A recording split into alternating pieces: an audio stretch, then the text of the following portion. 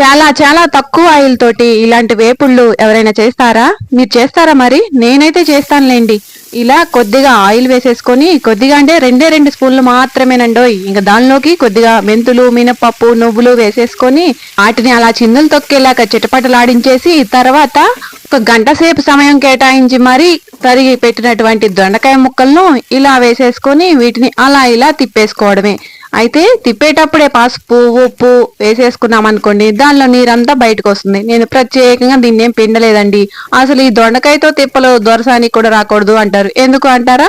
తరగడం ఆలస్యమే, ఇలా వేయించడం ఆలస్యమే. ఇలా నిదానంగా వేయించాలి అంటే మనకి కనీసం 2 గంటల సమయమైనా పడుతుంది. నిలబడలేక నేనైతే మంటను హై ఫ్లేమ్ లో పెట్టి ఇలా ఒక 15 నిమిషాల పాటు వేయించేసి తర్వాత చివరిగా ఇలా వెల్లుల్లి కారం చల్లేశానండి. ఇక చివరిగా అసలు విషయం అండి, పచ్చి కరివేపాకుని నేను చివరిలోనే వేస్తాను. ఎందుకంటే చచ్చిపోకుండా ఉంటుంది కదండి.